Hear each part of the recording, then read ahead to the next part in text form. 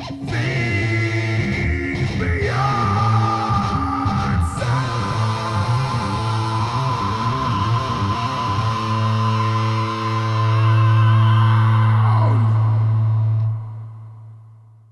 right, here we go. Episode 45.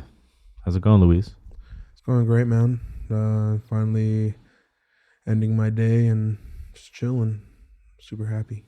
Yeah, I've been waiting for this episode for a while, man. Thank you for having me, man, and yeah, just for being you, really.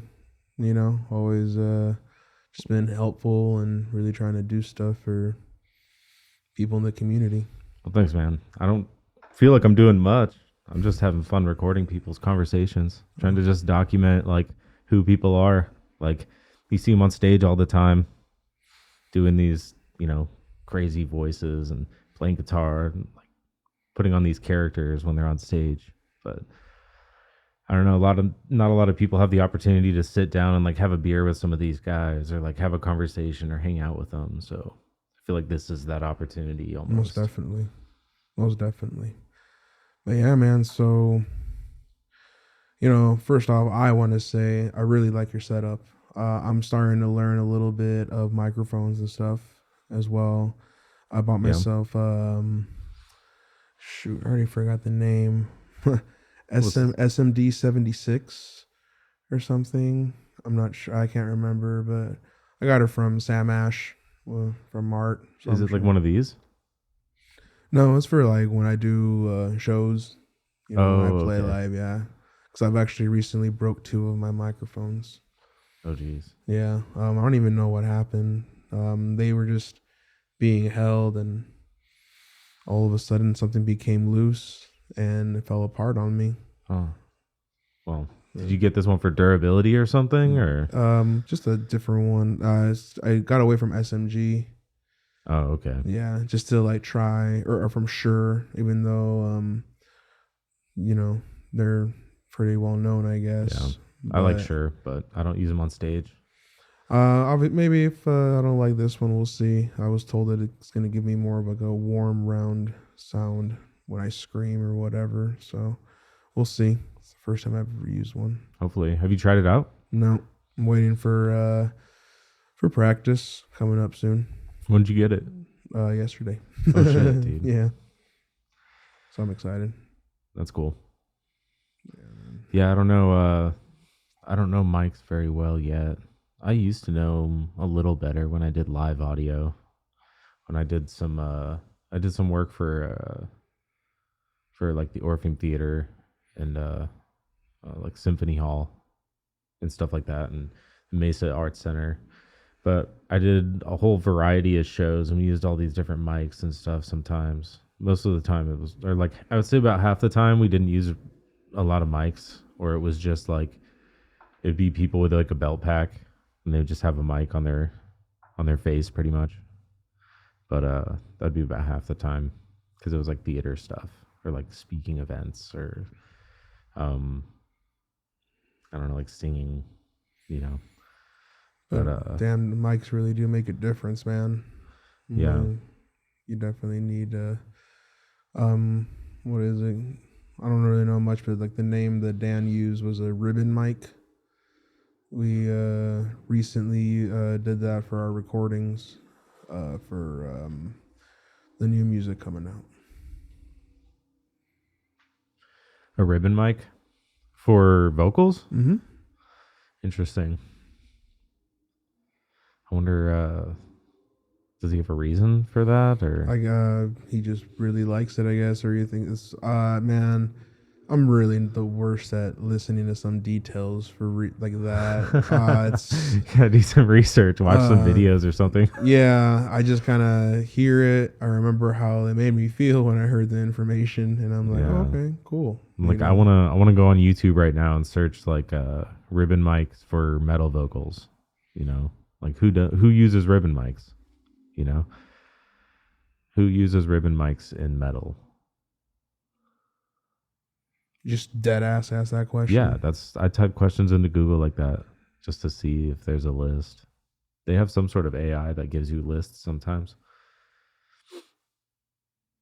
But I don't know.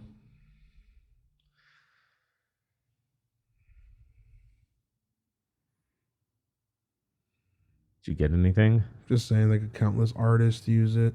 Yeah. Yeah, but I'm like looking for like specifics. I Gives don't know, us man. Sweetwater because it's like buy this, but I'm not buying it right now. Yeah. Well, most people just use like cardioid, like these guys. That's what I normally see, but A lot of metal vocalists use these to record. They're just so heavy. The capsule's so deep into the back of this casing. are you able to like hold this in your hand and like move around and it doesn't like resonate? I've seen people do podcasts where they're just holding this or they're holding this part. Mm-hmm. But yeah, it doesn't really like have a lot of noise when you're moving it. Like I've seen people holding them and talking into them. It just sounds like a normal mic. But they're just set up for studio, you know. They're set up to hang on a boom arm. Like that's what they were designed to do. They look cool. yeah. I saw them in Joe Rogan's podcast. That's when I looked them up. It was like SM7B. I was at Crass at the time when I got the first one of these, and that's pretty much why I got it. I was like, those look sleek. Like, they don't look like they're in the way, you know. I don't have to think about it too much. I feel official. Yeah, and then I asked one of my instructors about the SM7B, and he's like, "Oh yeah, we have a few of those. Those sound fucking great. You can get really loud in those, and you have to turn those up a lot. You have to get a preamp pretty much. They come in so low. I have the preamp on this board cranked like almost all the way up just to get the sound out, like because of this like lower yeah voice tones and all that. I've always wanted to get a preamp just to boost these before it goes into the board. I wanted to get a cloud lifter that goes in that rack. So it would be a CL4. It's like a rack mounted gear that has like 4 preamps, like 4 ins and 4 outs. So I could do 4 microphones. The goal would be to have 4 of these. So I could have like 3 guests at a time. Okay. It'd be hard to do though. Everybody would have to shut the fuck up. There's no way. Could you imagine having like 3 of the Born of Ash dudes in one room? That'd be great. It would be. That would be awesome. It'd be hard to do. Everybody'd be talking over each other. Oh, definitely very loud. I can hear Tim. Well, maybe I don't know. Yeah, dude. Tim and Justin would argue. Mm-hmm. And then I don't know. I've always wanted to have Tim and Justin on the same podcast. See if I can get them to argue about something.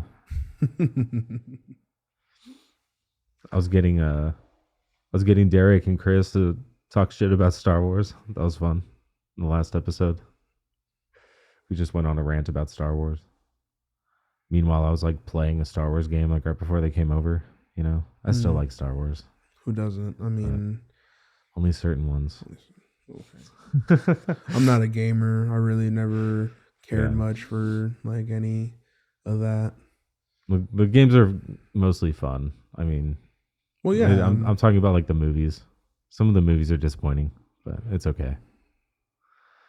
We don't have to go on about that again. Okay. Because I'm definitely a fan that just likes the art of it, and I know some people might be disappointed in that because I'm definitely not haven't dove into all like the backstory of the characters in Star Wars. Like, you know, I know Art knows a lot that stuff. Oh yeah, it's crazy talking with Art about it. Yeah, and I feel so unworthy to speak of these things amongst him. Yeah, Art knows too much about Star Wars. I don't know. I know more about Star Trek than Star Wars. Star Trek is cool. Tricky. I think there's just more to it, dude. The universe is bigger. Like, there's just way more to Star Trek than there is in Star Wars. You know, it's like Lord of the Rings. There's just way more lore involved. It's like hundreds of years, like, of lore. I guess Star Wars has thousands, but you know, that's like books and books after the movie. Like just the show Star Trek has like fucking hundreds of episodes. It's like each season is like, or each series is like 13 seasons or something like that. They'll have like 20 something episodes. It's like crazy. I didn't know that. Man. Yeah, it's just like you just watch it for weeks. Like Star Wars movies, like you're done in, I don't know, 1 week. True. Damn. Star Trek, you can watch it for fucking months. You're still going through the series. Like it's just hours and hours of the show. It's crazy. Like I don't know. Maybe my attention span is just not meant for the Trek. yeah, it's just like a totally different format, honestly. Yeah. But I think that's why most people don't like it. It's because it's the format where it's like episode by episode. Something happens and then you kind of have to follow it. It resolves by the end of the episode, and then like the next episode, something happens. And like by the end of the episode, they figure it out. It's like every single time. Star Wars isn't really like that. Like I don't know. Maybe some of the Mandalorian episodes were like that, which is why it was kind of cheesy. But I guess that's it. Yeah, you put it that way. But I don't know. Mandalorian was kind of cool. The art in that show was dope. Definitely. So, have you been doing anything with music? Like making any new projects come to life? Yeah. Right now we have a solid 3 members, looking for potentially just one more. Just mainly a bassist. We're so it's you and Dan, right? Yes, and Attila. You and Dan and Attila. Yeah. And we're trying to get things out. Not really, still having a hard time deciding, I guess, on the date to release stuff, because we're trying not to totally rush things. If anything, Dan tells me to calm down a lot because I just want to get shit moving. It's really frustrating. Yeah, I mean, so many years of doing this, and you might as well. Like, yeah, definitely trying to do this a little bit differently, and well, if you got a plan, you know. Yes, but yeah, I'm not definitely gonna hold off on the name just because we want to really make that's fine. More positive, not a positive, but I guess like just really try to do this the right way. All right, just promote it the right way and release everything again, because it's really annoying when, honestly, I learned a lot even from when we used to talk about the whole managing of Archenaut with because we had no music out. Yeah, you know, and honestly, it was really hard to swallow that pill, because I also felt that maybe we could still like kind of keep alive a song by just promoting it and posting it with things or making videos with it or something. But I guess, I don't know, maybe it wasn't just, we didn't have like the creativity eye to eye things, you know, or I don't know, it was just I don't want to feel that way again. So yeah. I want to definitely learn from all that. And our process might be a little different just because the album is really difficult and almost non-existent. You know, especially for a project like, well, let's be honest, man. It's only those that have actually been listening to us know the songs. And if that, you know, like really know the name of the songs, because just really appreciate the people that enjoy the songs. Like I think you are definitely one of those people that have always spoken with me about like specific songs and parts of it, and it's really cool to hear that, you know, because like I loved it. You know? Yeah, dude. Some of those old Archenaut songs and some of the, you know, the Cyterra songs, like I fucking love some of those riffs, dude. So like, I guess speaking of Cyterra, I guess we definitely are keeping those songs.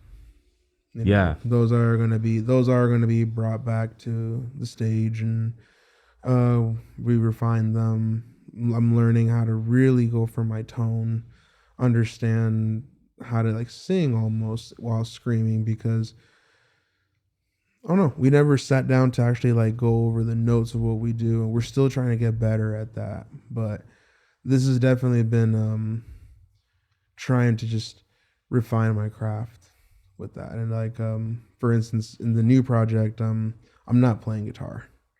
Honestly, I'm kind of done playing guitar. I don't think I want to play guitar for a while. Maybe. Are you gonna miss it? I already do, but I'm honestly really embittered by almost feeling all these riffs and songs putting out there, and no, no, no. I just felt like people weren't as in like as pushing as much with or to wanting to write to it, or there was always something like we don't meet up enough or whatever. But it's like I just feel you should, if you're writing music and you're like always listening to it, or like you can sit in a room and hear it over and over and over again and whisper to yourself while writing something like this is, or like write, just put more into it. It was really frustrating. I just felt that way, and I felt that I put everything into the music and all my songs, and it just felt I feel disrespected with it, and I don't want to create with anyone right now in that sense, like except for Dan, because luckily we really do know how to. He'll watch me play it and he can just tab it out like instantly, and it just works out that way. And we're moving a lot quicker at a better pace, I feel. Yeah, that's good. Yeah, I was talking with Dan about it a while ago. I went over to his place and we hung out, but yeah, that was fuck, what did I come over for? I totally forgot. I went over to his place for something, but I was hanging out with him and his brother, and he was telling me a little bit about the project and how it was going, and it's exciting to hear. I'm glad that you guys are keeping somewhat of the same kind of tone or same kind of sound. Like I really want it to come to life, dude. I love hearing it live. Like it just sounds so good in a room. Like, like I want to see you up there at the Nile up there with fucking like, Phage or, one all of those. All the homies, man. Yeah, I really hope that they still. I want to see you guys back up there on the stage, like playing definitely that. They've gone quiet after everything, from Archenaut, just because I don't know. I'm still a little hurt from it, just because sucks. Yeah, dude. Really tried, definitely didn't want to just throw in the towel, but man, it got real frustrating, and it wasn't healthy, and no one deserved negative energy towards them, and I don't want to be stressing out, and I need to have fun again, and I need to just like love this. And it was getting really angry feelings towards doing Archenaut stuff, because it just became very. I want to be professional, but it's so hard to balance that along with just being chill and enjoying it. Yeah, everybody was like restricted, like like there were too many things that were restricted. I don't know. It's kind of hard to. And I mean, well, it's also even hard to put Archenaut in like, what the fuck were we? Like, I don't know. You mean like the genre? Yeah. I'm glad that it doesn't have like any genre. Like that was one of the coolest things is like, dude, it was that was one of the hardest parts about it is that I couldn't describe it, and there's nothing I could show people that really like captured what it sounded like. The recordings, like there were recordings, but it's not how you guys sounded. Like that's the problem I had with the recordings that were out. And I was like, damn, if only you guys had like a whole album that I could just listen to this album and people would be like, holy fuck, dude, I need to go to this live. Like if it sounded like you guys did live, but none of them did, so it was like, yeah, that's what the songs are. That's what the notes are and stuff, but that's not what you guys sounded like. Like even now on Spotify, like on my likes list, I'll see the Archenaut songs come up and it's like, it's not what they sounded like. Like, you know what I mean? It's like, live, you guys sound totally different than those recordings. And I it's guess like, it's just so hard. Like I don't know how to always get that, or well, I mean, mm, that was like my biggest frustration, like working with you guys and Archenaut, was like, how do we get the sound on recording? Like, I was so impatient with it. I was like, let's record. I was always saying that, like, let's make more songs. Like, I don't care how we do it. Like you guys decide that part, but we need more songs out there. You know what I mean? And it was like, if we could pass out more songs that sounded fucking good, that would be great. it was It was like definitely that was the struggle every time. It's just like, how do we do it? Like, I don't know. and luckily, I think we've all became a little humbled after things because no one knows the right answer on what we need to do. All we can really attempt is to take advice from those other social media people that do specific like marketing for a band. Like one guy I follow a lot is Bacon Spits. Yeah. I'm just really enjoy like his um ideas. I always go on his live streams, and it's literally a free fucking consultation with the guy, and you're able to ask every question you What is want it and about, answer. like marketing or? Just what to even do to like start your band, and like if like you're viewing things the right way. Like for instance, it was one thing was like, do you switch over for instance like how Archenaut ended. We're not gonna do it just because it's we want to start fresh with like a new page for the band. But like it's like the argument would be, do you switch over the name if just, oh, here's this page of Archenaut still, and then let's just put in our new band name, you know what I Yeah, mean? right. And like what we can argue that here and be like, no, don't do that because of some moral thing, but like business wise, why not? But I don't think we're going to, just because of the moral thing. It's honestly, we're treating all the old songs of Arcanet like very. It's almost like, yeah, it's like a sacred thing. We're not touching them right now. We don't know what to do with them. We're Can you do a cover later or something? whatever. I don't even You could know. say it's an Argonaut cover, just to I wouldn't honor even it. do. Like, It sounds so lame, dude. well, I mean, later on, does it matter? Uh-huh. Like later, like who gives a fuck? You're like 65. Who So gives a shit like that. Yeah, fuck no at one that gives a fuck point? even now. Argonaut cover, yeah, woo. Whatever. That'd be pretty dope. But like, yeah, we're not. We're not looking to use like the any of the stuff we recorded. Well, you own it. If you decided to, you We do own yeah, it technically, so technically, it doesn't matter It would just the if you have- lyrics would change. if you have a what I change mean? of heart. Yeah, I guess. But like right now, it's definitely like I don't want to touch any of it. I fucking hate it. Yeah, that makes I sense. want to honestly. It's like right now, just for real, dude. It's important that I feel that I can do it with new music rather than relying on all this shit. Holding on to those songs that you had, like, like because it's already crazy enough that new I album. was maybe delusional this whole time, even from holding on to some of those things. Like I don't know, and it's like, and it's but finding a writing process with your band, I don't know, it's kind of difficult because like not everyone can write the same or can think the same, or like the pressure of it is also annoying to like be on the spot to write something, or like you need to create right now. Yeah. And like I like that pressure. I look for it. If I can't do it, I'll get pissed off and then I'll stop that day and then come back tomorrow. But like I really don't mind sitting in a room trying to just write, and we all just, but not everyone is on that same page. Yeah. Not everyone can. Dan isn't the best at riffing with the drummer. He has to be more precise, and he has to know what's coming up. For me, I'm just like, let's just go.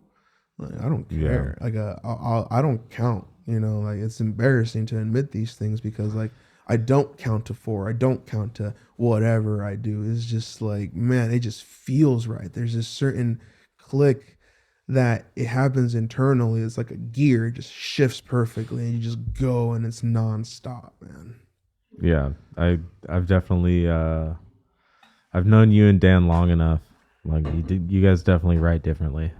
Like and that was the pressure that really kind of got didn't want to do that. Yeah. To people, it's not right. So are you not writing guitar? I'm letting Dan do a lot, just because he wants to, and I'm so annoyed at the guitar right now. Yeah, I don't know how to explain. Like, I can't ever get rid of Andromeda, my guitar, and I'm gonna play at home, but I've really been focusing on vocals like I do. Right now, what's funny is like I wasn't able to really practice an hour a day like I used to, because like I would always sing to like Tool or A Perfect Circle, Deftones, but in my own way, and like, because I use CC Karaoke is this YouTube channel that deletes all the main vocals, has some backup vocals, and it allows you to like sing and scream to the actual song. And they have like Gojira, Lamb of God, Slipknot, Disturbed, all these things that at least I kind of grew up and listening you to. just practice all the time. But I would really focus on my tone. I don't try to sound like them. I try to like harmonize with them, with myself. And I haven't been able to really do that, but right now I'm a barber, and the shop that I'm at, I'm very fortunate that there's little moments where it's like you have like an hour or two of just chilling because we're so brand new, and one of the barbers and I, we just do karaoke. So been doing that. That's been fun. I'm enjoying just focusing on vocals, because I was trying to do guitar and vocals for this new project, but I would like play something, and if it's like a real fast riff and I'm going like a different tempo, I'll catch myself it's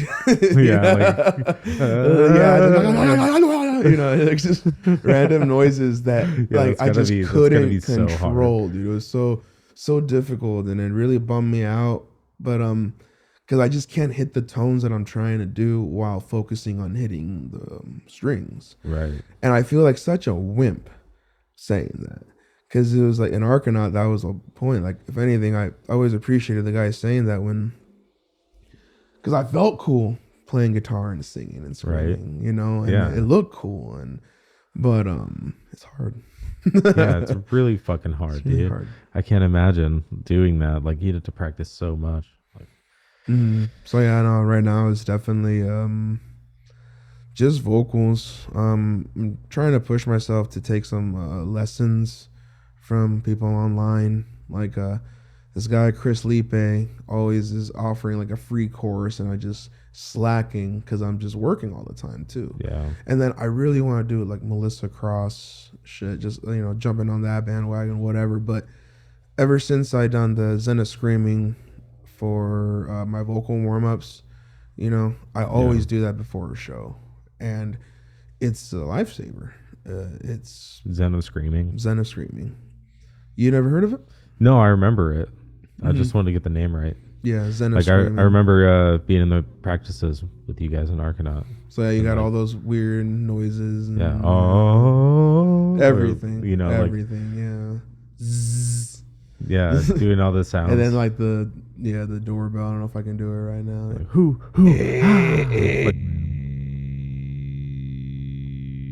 But like cats are freaking out. So yeah, I've that was actually one of the newer styles I've been practicing is the Mongolian throat singing. Yeah, like that's cool, dude. Who? Yeah, that shit's dudes. So cool. Ever since I wanted to do that stuff before I even heard of the Who, because I just always thought, but that's just cool, man. It like, sounds dope. It's like a human didgeridoo. Just like this low, weird, yeah. You sound like a different creature. You don't sound human anymore. It sounds weird. Love it. Love it. There's a style called the Siget, or I guess I've watched many videos and I heard someone call it Siget.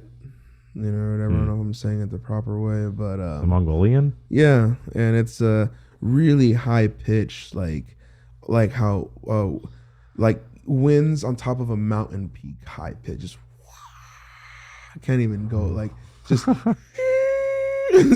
I can't even. Weird. Dude, it's so incredible. I'll send you a video later, Yeah, you have to just send it to me. it's Yeah, I don't have the resources to pull it up right now. I can't just like one of these days I want to have like a TV screen in the middle, you know, just mounted on this wall instead of that wall. And then I'll have a third camera like mounted up higher So you and it'll can show watch both of that. us watching the TV, you know. I'm That'd sure be there's cool, but a way you can. well, on this program OBS, I could just hit a button to change scenes and it would just switch to the third camera in the middle of the recording. It would just switch to that camera. And I got to have that set up.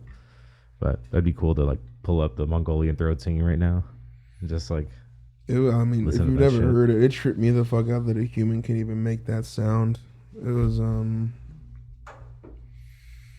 with the screeching. yeah, dude. Like I don't even know what to call it. It's just yeah. The best way I can describe it is if you're on top of like a peak of a mountain and you just hear the wind blowing and it's just a quick and you know how it just goes into that high note out of nowhere, like if or like when you like swing a twig or a stick really fast and it goes Yeah. yeah Oh. it's like a really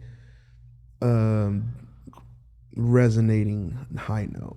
I don't know how else to describe it. It's amazing. It's like you can only do it 10 times in your life for your vocal cords are torn in half. Oh, fuck me, yeah. Oh, I gotta send you those things. It's like some anime bullshit. Yeah. Yeah. So yeah, music's keep coming along, but I'm really just focusing on vocals because I'm just so inspired by all these different techniques, man. Yeah, that's good. You know, and like I just love trying them. And have you heard Eric's Day Tripper vocals? yeah, of course, dude. Dude, I fucking love his vocals in Day man. Tripper. Sounds so awesome. He like goes high and low. What was that It's song just like- that I fucking dig this song. I like fucking- Sludge Lurker. That's one of my too. favorites.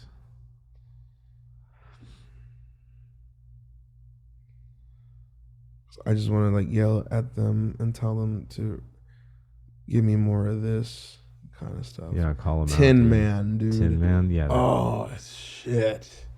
Yeah, that song fucking just hits me right. That whole album. Mm-hmm. That whole album is so fucking cool. Unfortunately, my journey. age has got to me because I went to their release show and Yeah. I just couldn't stand too long. My knees just was hurting and I worked all day. And I was like, I went outside. You fucking stand all day, like I just couldn't, man. I felt like yeah. sorry, Eric, I let you down. Sorry, dudes, but Well, they went on late too. oh, I know they didn't. They went out late and they played for a fucking hour and a half. So they played their whole Incredible. album, their whole hour and a half long album. Literally giving me chills of just like that's stamina, man. Yeah, it was so good. I mean, they play slow. It's not like That's hard as fuck, it dude. is hard. Like Like that's hard. that shit's rough. Yeah. Yeah, what am I talking about? I've never been on stage. Well, like set just shit even up. staying on time, like you know, for like slow stuff. Like I don't know. That's Yeah, man. I Those just- guys are working for sure. They have those cloaks on the whole time. They just added the female vocalist. mhm. Probably see more of her in the upcoming albums. No, she's I've known her since high school, Taylor. Oh yeah. Yeah, and really glad to hear that she's going to be doing that. She's always had great vocals. Yeah, she's really good. Mm-hmm. I was like blown away. I was like, hell yeah, this sounds so fucking cool. Yeah, Like she like was only in there for like one song though. I was kind of disappointed. I was like, damn, I thought she was gonna be out there for the rest of the show. Like that would have been cool. But maybe next time. I'm sure you know those guys have a lot of creativity. It's gonna be cool to hear whatever comes out, and everyone, man, even like I was even thinking like Amaya's doing awesome. I love seeing Dakota and the guys really just push it. They're fucking Rob and Thraw. They traveling. Kyler just being the ultimate dude, always going and road The dogging ultimate it. dude. Man, like, bro. I'm sure he's gonna love hearing that. Oh, He's totally gonna listen to this fucking episode. Well, whoever does, I really appreciate it because sometimes I don't even like hearing my own shit, and Dude, everybody's waiting for more shit. Trust me. Everybody's waiting for more of the stuff that you guys were coming out with.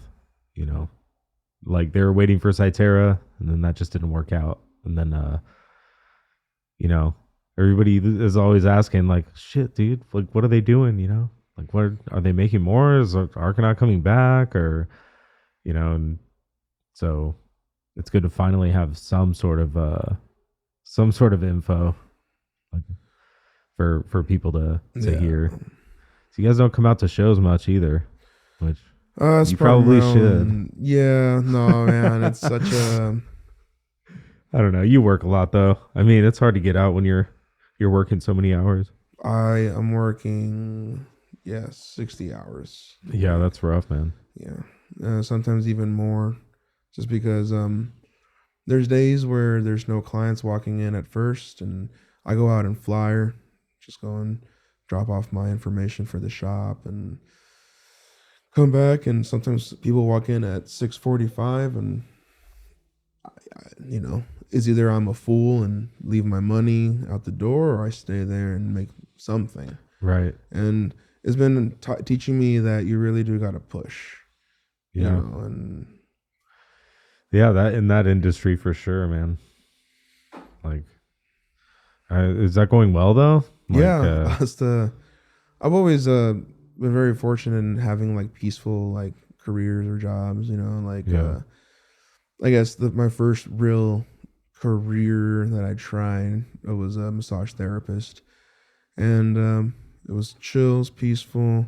I learned a lot. I feel fortunate that what I do know, someone ever really has pain, I can kind of help, but I stopped doing that as well because my mentor / teacher / boss, she retired and moved, and I was trying to take on some of her clients, but I honestly I think I just got tired of touching people.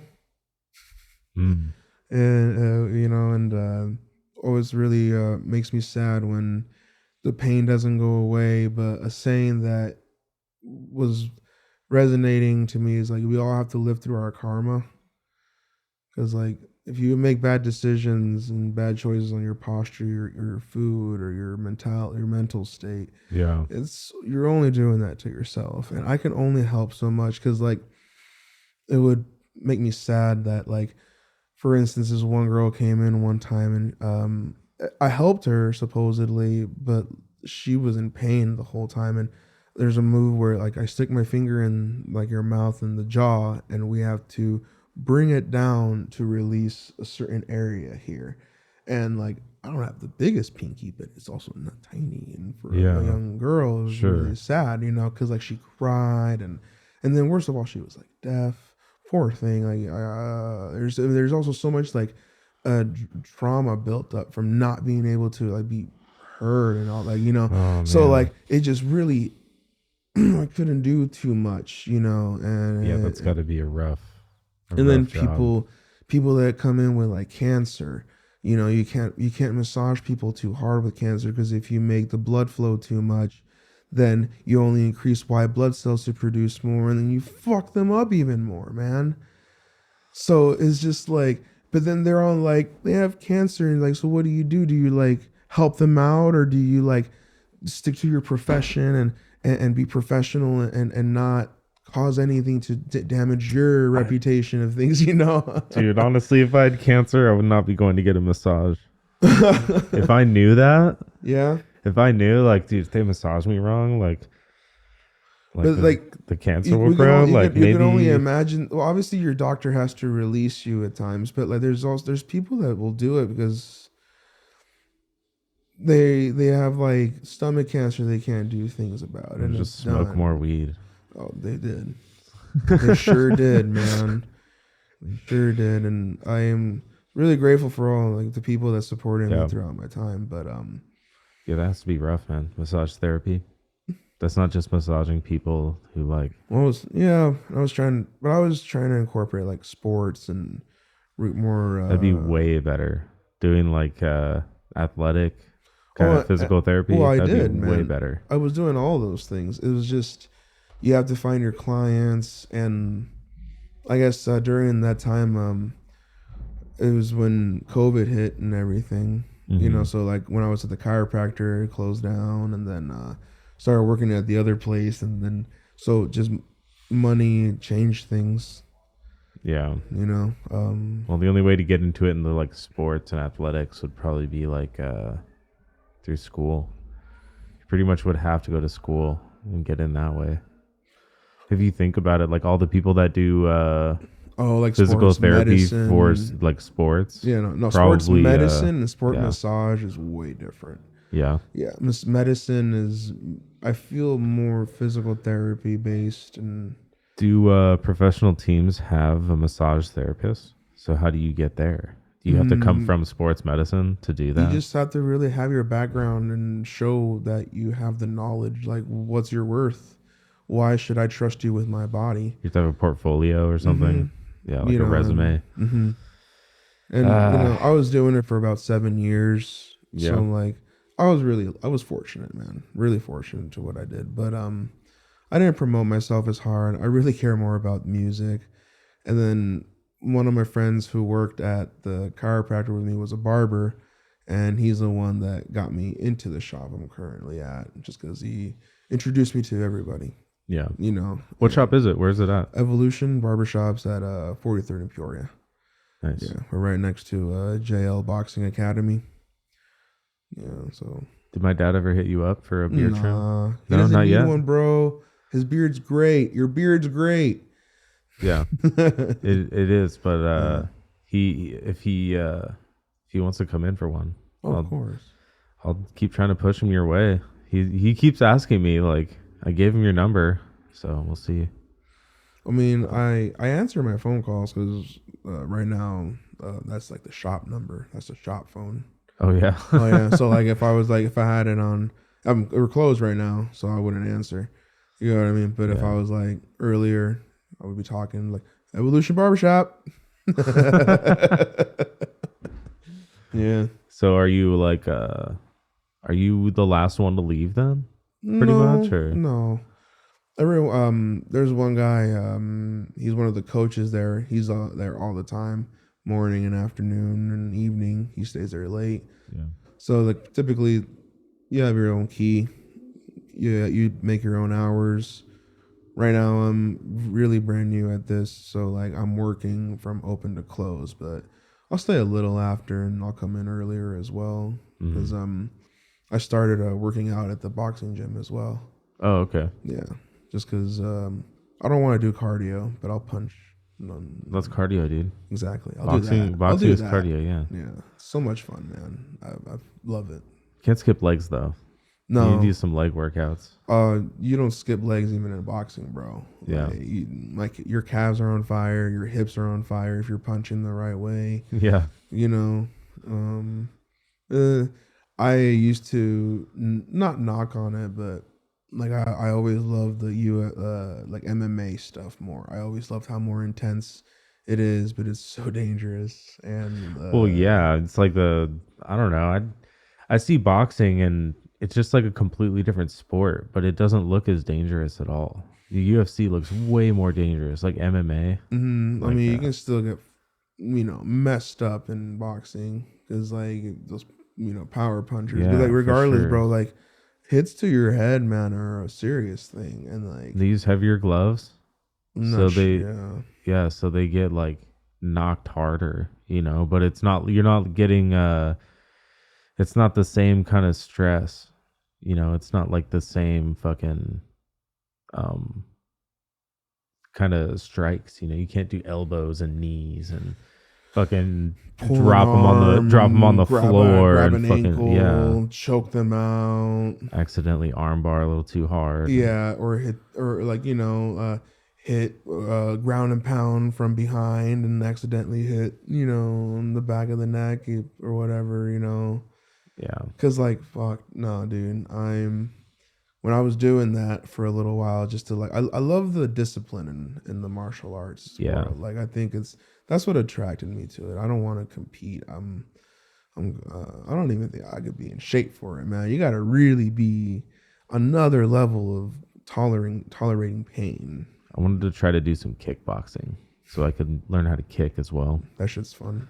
It's like I don't like if you just do thing. only boxing, I feel like you're ignoring like an important like tool. Like your legs are powerful. Like I want to learn how to kick, dude. Mm-hmm. So I feel like kickboxing would be a good balance between the two. But exactly, but that's what I loved about MMA. You were kicking, punching, grappling, rolling, running, jumping, all of it, dude. It's so cool. And that's what I loved about it. But after my knee and my shoulder surgery, I just can't handle those kind of things. Then one of my old instructors brought in this guy to teach us like certain techniques, and I was lucky enough to like grapple with him. And he's all like, well, when you leave your shoulder open like you did, this is what happens. And he just like ripped my shoulder up. And I'm just like, oh, dude, I almost like, I almost broke into tears. It was bad. Yeah. But just like wasn't stretched out enough.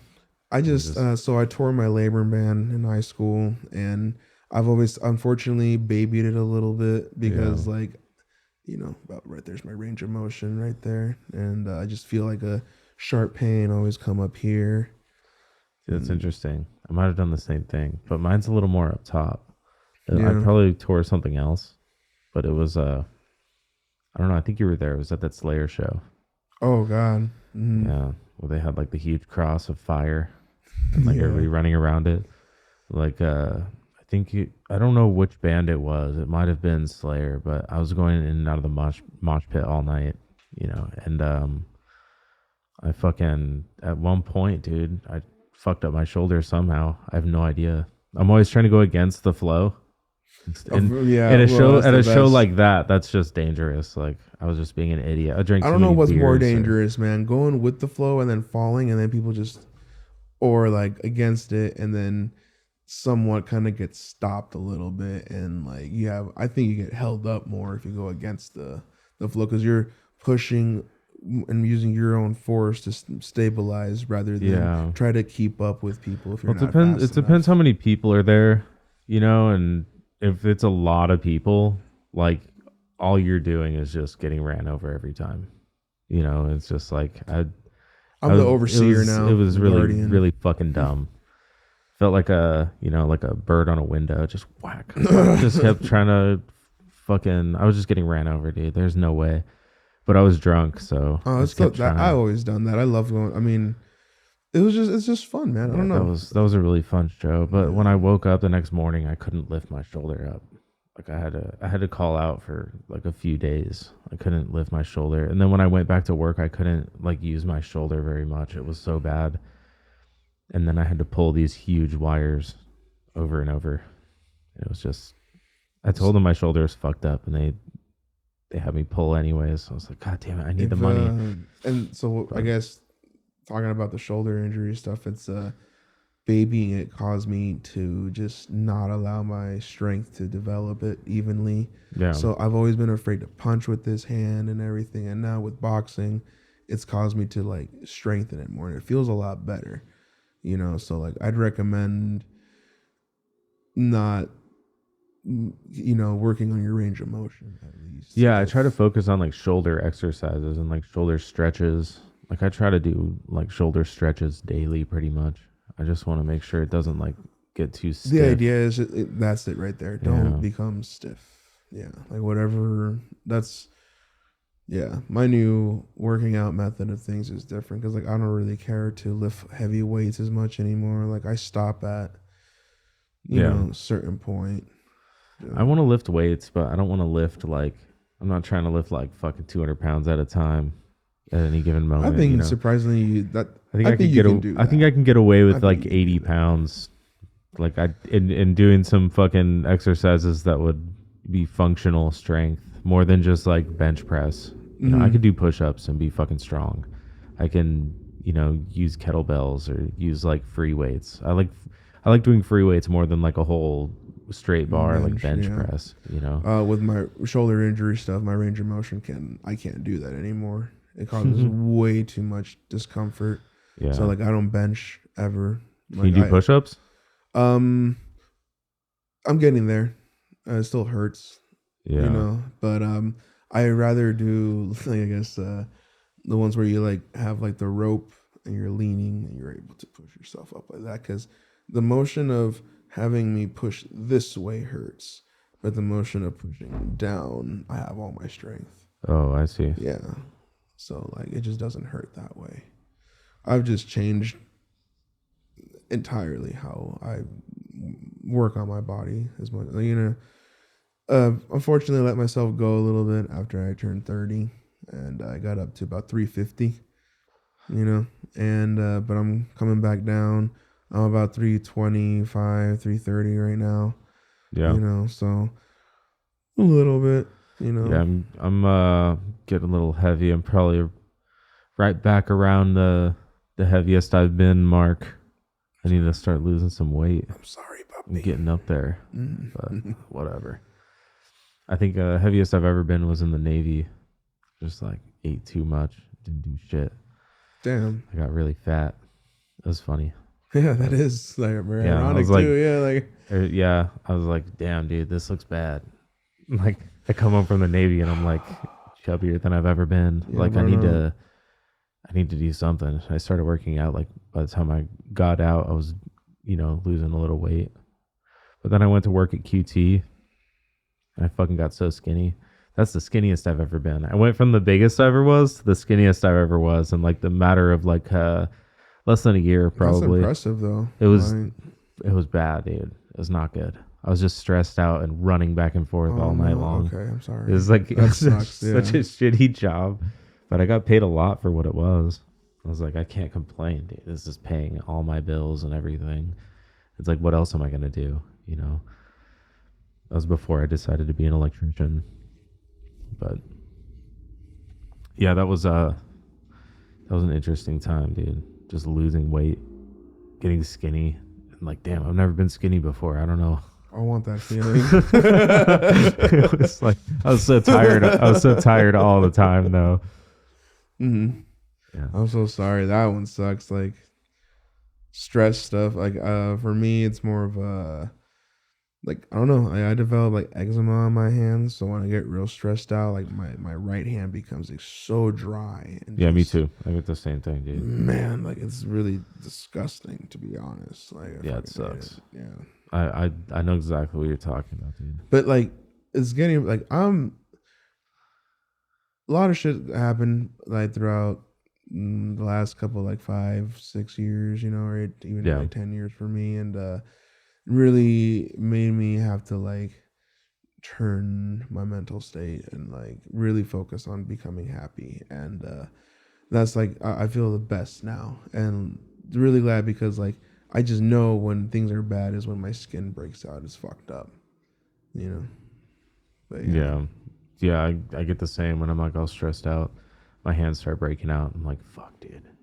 I can tell I'm at my limit. I need to calm down. I need to start like thinking about shit, you know. But like, the job is really stressful, you know. Fucking too many cats, all that. Too many cats. Stressful. There's 3 of them. That's the right amount. I have 3 cats. It's such a small apartment. They don't have anywhere to go. They have the patio. I usually leave the patio door open for them. That's where their litter box is. I mean, luckily, I live in Arizona, so I could just leave that shit open. It's not a big deal. I guarantee you that they're like super happy with the room. This whole. They don't know any different. Yeah. The kittens were fucking born here, and then the big one, Demon. We've had him since he was a little tiny kitten, so it's like he doesn't know much different. He grew up feral for the first, I don't know, 4 or 5 weeks of his life. He was like a tiny little kitten when we got him, and he was like hissing at us, you know. But yeah, so I mean, they don't know any different. But I wish I had a bigger house. Who something, doesn't? I guess you know? just more spaces. Yeah. Space is nice, but I don't know. Also, too much. I think it's really hard to maintenance. If if you're gonna be the only you and your partner are the only ones that are gonna have like a big house, maintaining it is like a I don't pain need in a the ass. big house, but I mean, right now this is a 2-bedroom apartment, and just the floor space itself is just kind of small. You know, like each room is just like a tiny bit smaller than would be like comfortable. Like I Okay. feel like the furniture kind of closes the rooms, and like in every room, it's like the furniture just seems a little too big almost. But it's like if the house had just like, you know, a couple hundred extra feet than this one, it would be like, you know, nice size rooms, a couple feet wider on each side or something. But yeah, then the cats would be, I would have like room for like shelves or something for them. I could like, you know, build them stuff or buy them stuff. But right now it's like full of bookshelves and tables and chairs already. Like if I get more cat shit, they're gonna fucking, it's just gonna take up the whole apartment at that point. But you know, I'd love to see them like have more stuff to run around on. I've always wanted to build them shelves that they can run around. But as of right now, like they're just gonna knock a bunch of shit over if I do that. Yeah, I know what you. Yeah. Like, I don't know. I don't want animals in an apartment. It sucks, but I'll give them the best life I can. Mm-hmm. I hear what you're saying, and that you want the best just because you look at them like, oh, they're just here all day, and this is it, like. Yeah. But yeah, I feel that way about like all my pets and try to do the best I can. Like luckily I'm again like super lucky that like I inherited my grandparents' home. So like I'm starting to like rebuild my own space. Like I put up new cabinets because they were falling off the wall. Yeah, that's good. Put in a yard for the dogs to like run in the back now, like a fence, like a 6 foot high fence. Oh, nice. And it's like a chain link fence or something? No, just a wooden fence that covers maybe, oh man, I don't even 20 feet, 30 Is it feet. something you can see through, or is it just like just a wood fence? Nice. Yeah. So they can just run around in there and use put a doggy door. So like my old room that I was sharing with my wife, we gave that room to the dogs and moved over to another room so they can have like access in and out throughout the day. Okay. Makes sense. It feels nice because they're so happy, and like definitely makes my day worth like all that I'm working for.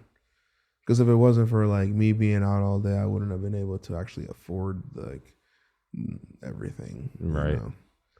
Yeah. I mean, fuck. I have to tell myself that when I go to work. But it's in a different tone. What are you doing now, man? I'm installing like audio visual equipment. Okay. So it's like I install TVs and projectors and like microphones and like conference rooms and classrooms and like corporate spaces and just random shit like that, like training centers. They have like install like video walls and stuff sometimes. Is it a lot less laborious than what you were doing with the fire sprinklers? I don't have to dig. Yeah. Well, fire sprinklers was a long time ago, dude. That was I know, but then after that you did. I went to Pool Electric. That's what it was. Yeah. There's some. I remember you did something that you. Well, actually, I went from fire sprinklers. It was like a shitty fucking job where I was cutting steel pipe and like threading steel pipe with like cutting oil, and it was just gross. You're on the fucking worst spots, just always dirty, covered in oil. And then I went to the best job I've ever had, which was fire alarm inspections. It's like way different. I remember that. Yeah. And I loved it, dude. It was amazing. I tried to get Dan to go over to it so bad. He just was so stubborn. It's like, no, man. I'm going to get a raise. They're going to give me a raise. Hopefully maybe I'll be a foreman, run my own truck. And I was like, what are you talking about, dude? You want to do fire sprinklers? Like, what is wrong with you? Like, Yeah, that was pretty bad. I was like, dude, do fire alarm inspections. Trust me. Like you can. There's so much downtime. Like I would play like Call of Duty in the truck, waiting for the next job, because you'd have your schedule for the day, and it'd be like, okay, you have 4 hours to do this building, 2 hours for this one, and 2 hours for that one.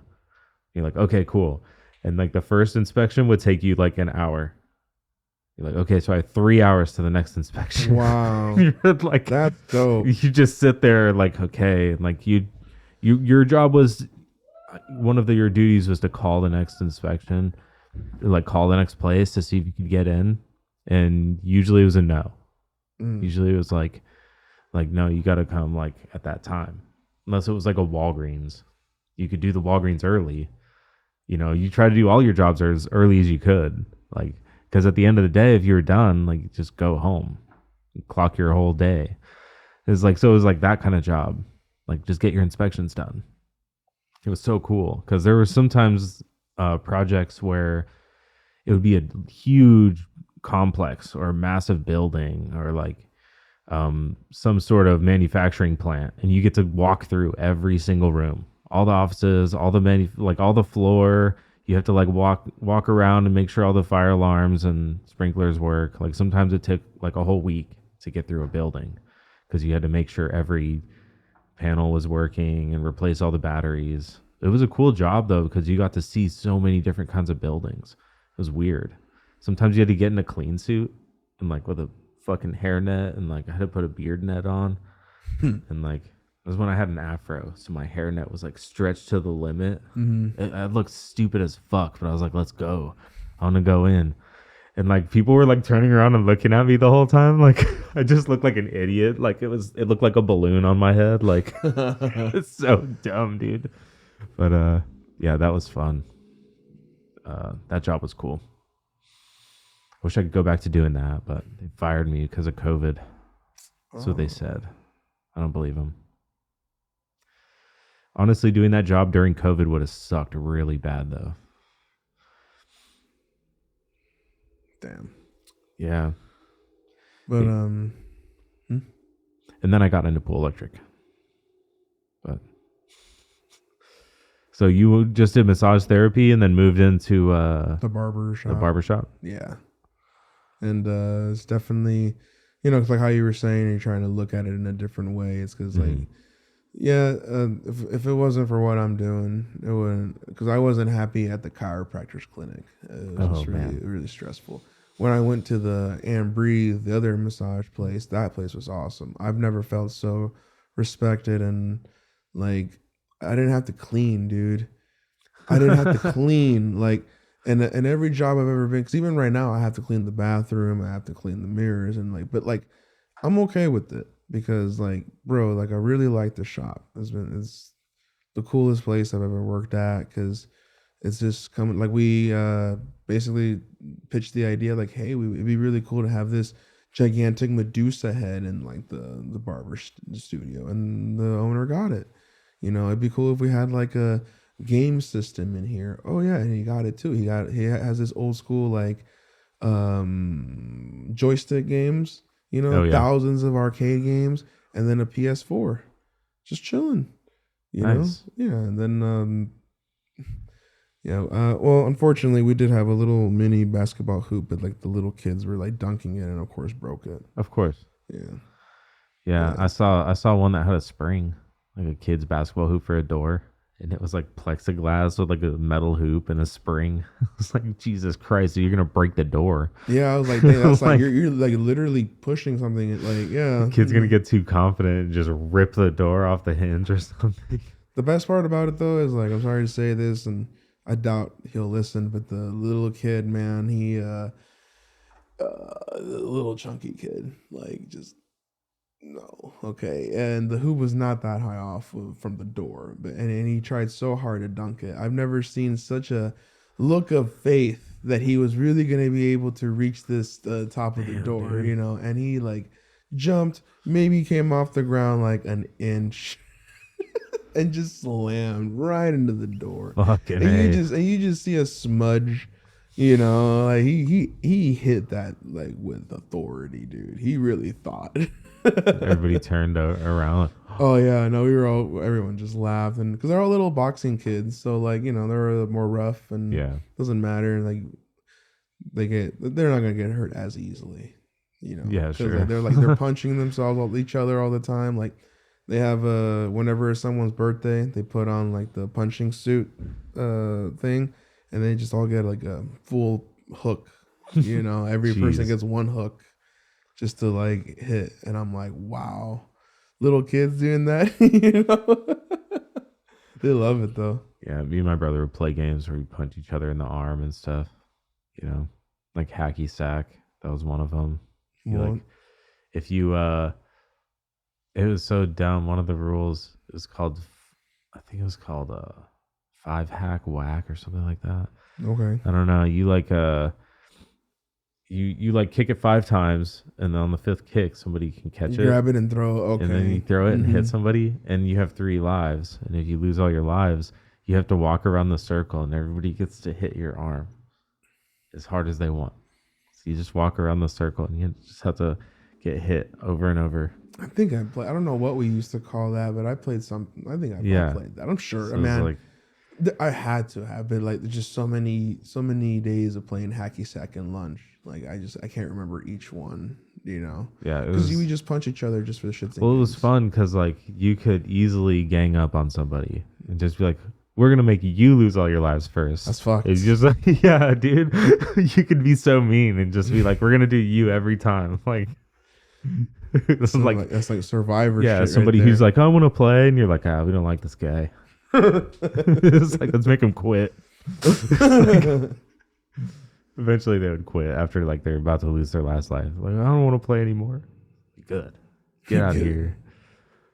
But yeah, that was always fun. That was like Boy Scouts and stuff. We would do that. But you always play stupid fucking games, and like, there's always an opportunity to bully. In Boy Scouts, we all bullied each other, made fun of each other and stuff. That was good. You were in Boy Scouts. But yeah, I was in Boy Scouts for a long time. I kind of wish I was when I was a kid. To be honest, I think it's good like survival things you can learn and. Yeah, I mean, I learned a lot of that kind of stuff, but I think mostly what I learned. Did you have to wear the shorts? No. Okay, I wore the pants. That's so stupid. Yeah, Like, if that I was wore a the real pants thing. every time. There were shorts, and like you could wear either or, but like nobody wore the It's shorts. so stupid. Like who? Like what? Like the kids that wore the shorts were like super fucking nerdy, and we bullied them. Like they That were the sucks. nerds. That sucks, Like but, don't wear the shorts, dude. Like sorry, we're gonna make fun of them. Damn, dude, a clothing item that just makes you want to treat someone like that. Like there's it's fucked. social mechanics involved and that kind of stuff. Yeah. It's like it's not a bad thing. Maybe the kid will be like, man, maybe these shorts do look kind of fucking dumb, and like he'll Bloody nose. not a bloody nose, but we're gonna be like, what the fuck is with your shorts, dude? And he's gonna be like, what? What's wrong with them? They said we could wear these. He said we can wear these. Yeah, sure, okay. Just kind of like that, but. It's like it was all in good fun. I say that now, but somebody's probably got my name on a list. Oh god. Fucking Billy Madison, But The lipstick. actually, Steve Buscemi. yeah, one of the guys that was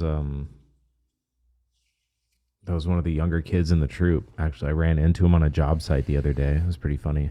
He was like the IT guy, and I'm installing like audio visual equipment.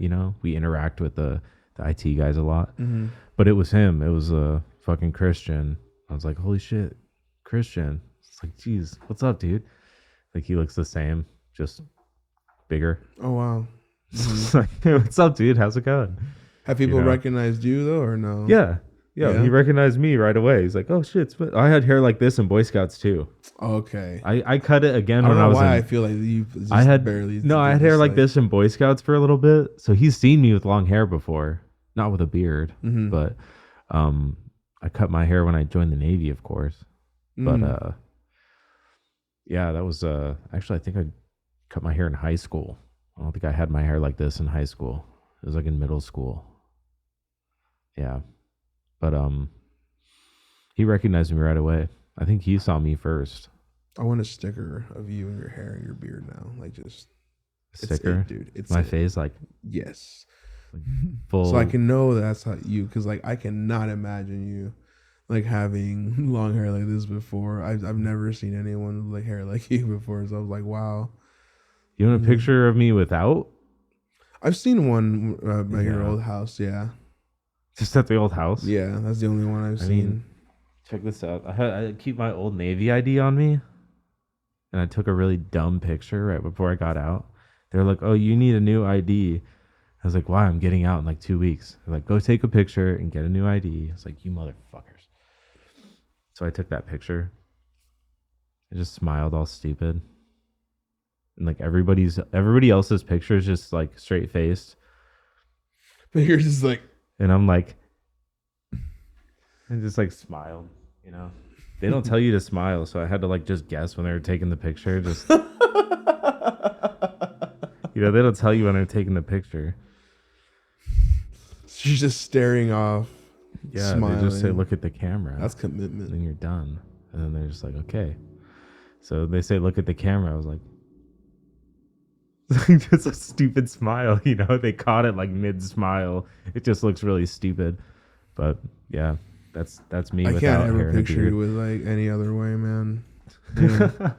No, it's so. I had a mustache for a while. I remember seeing like you had similar hair to that in a picture at your parents' place, and I think I met you.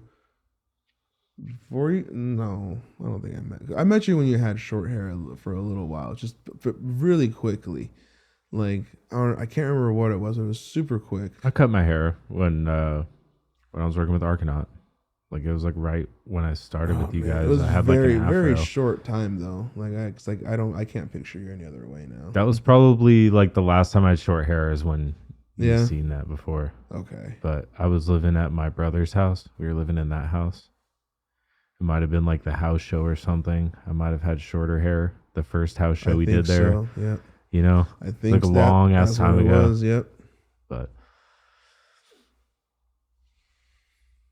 But yeah, that was like probably the last time I cut my hair, dude.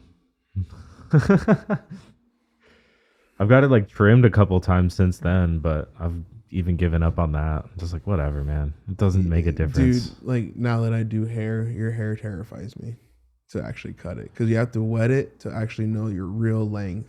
Yeah. Yeah. Well, I don't like. What would I do that for though? Like, whether you cut the ends or not, like it doesn't look any different. I've tried it multiple times. Well, yeah, because like it's gonna curl up and it's gonna be. It doesn't get much longer than this. Mm-hmm. This is about as long as it gets. Like, and I don't know, dude. It just stays the same. So like, why would I cut it? I could just leave it alone. Mm-hmm. I just comb it out. That's definitely what I loved about having my long hair now, because I used to always just be a comb over dude.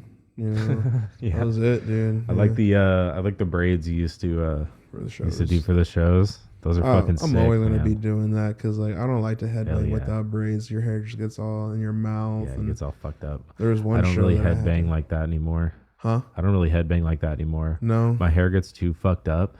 And then like when I go home and take a shower, like dude, I'm in the shower for like almost an hour trying to comb it out. No. It sucks so bad. I don't want to ever do it. I get frustrated and I'm like drunk, like trying to fucking comb my hair. I just feel like an idiot. I just don't headbang. I just go mosh. I still mosh. It's fun. Hey, they don't get knots that way either? No, not as much. Not as much as just twirling it in a circle for a fucking half hour. Like that's why I can't do it without the braids now. Like I played one show in Cyterra with that, and like I didn't enjoy it, man, because like I headbanged once and all of it got in my fucking mouth, and you just see me go, you know, like trying to, yeah, because it's just I don't like that feeling. Close your mouth. Huh. Easy, easy, dude. Yeah. I don't know how that would work. But I don't know. People have asked me if I'm black because of my hair. Like, no. Have you done your DNA test at all? I haven't. You haven't? You I haven't. So yeah, maybe. Because bro, maybe I have like 2% like from Ghana. Really? Yeah, I took my DNA test and I did not expect to be what I was told. It's well, point being is I have like 4% black in me. Huh. Yeah. And whatever. I'm not gonna boast about that, but I just always find it interesting how like you always told those jokes of like, yeah, I'm black waist down or whatever. Yeah. And, and all that shit. And now I'm like, I'm black from the waist down. Well, it could be. Yeah. That could be the 4% of me that's black. Yeah. What the fuck here? It's a fucking big 4%, dude. Yes. So yeah, Spaniard, Mexican, obviously, Colombian, 3% Basque, which is like their own little like tribe, like the area. Tribe where? Like geological. Where is it? Oh, fuck, where is I can't click on this. Like Central America or something, or like no. Well, it's obviously like in like the near Colombia and all that, but a little bit more south. And so the North African 2%, French 2% and 1% Ghana, Ivory Coast, and 1% Bolivia and Peru. Oh, and 1% Arabian. Like, I don't even know how they come up with this kind of shit. You know what I mean? But it blows my mind that if like, you know what I mean? If it's accurate, like, I wonder like how accurate it is, you know? Because it changes for some people. They'll get notifications that it changed because they got more data. Oh, really? Like more people did it. And like, that's interesting. I honestly almost didn't even do it. I didn't like the idea of sending in my, saliva and all that kind of shit. What if a black guy just was like, yeah, this is my family. And like all of a sudden you're black. Oh, look at that. I'm even more black now. That'd be ridiculous. They just like signed in and like told them that they were part of your family. So, cousin. I don't know. How would that work? I don't know. But I haven't met any like family through there. But I just wondered if, out of my curiosity, No, I've my parents have told me that German or Austrian, somewhere around there, or and the other side, like my mom's side, is Polish, mostly Polish. So that's all I know. But I'm sure that there's a lot of different other fucking Western European in there. I mean, all this has made me want to do is go to like as many restaurants that make like cuisines from these places. Yeah, dude. That's all I care about. That's most of my interest in other cultures. It's like the food. Totally, yeah. I mean, obviously all cultures. I like the food and I like the religions. Like I like to see like certain religions and like where those come from. Mm-hmm. I've taken an interest in that in the last few years, just listening to like certain podcasts and stuff. Mm-hmm. It's been some really crazy stuff to listen to. I was telling you earlier about the remote viewing one that I listened to. That was crazy. It's literally like an army vet talking about his time in the CIA, like in some of the missions that he was tasked to do. And it's just like, what the fuck, dude? It seems unreal. It seems like magic. It really all does, man. But a lot of the ancient culture stuff is almost, it almost seems like it's related to this supernatural kind of shit that you can look up, It's almost like there's references to it in ancient cultures. It's like, what the fuck, man?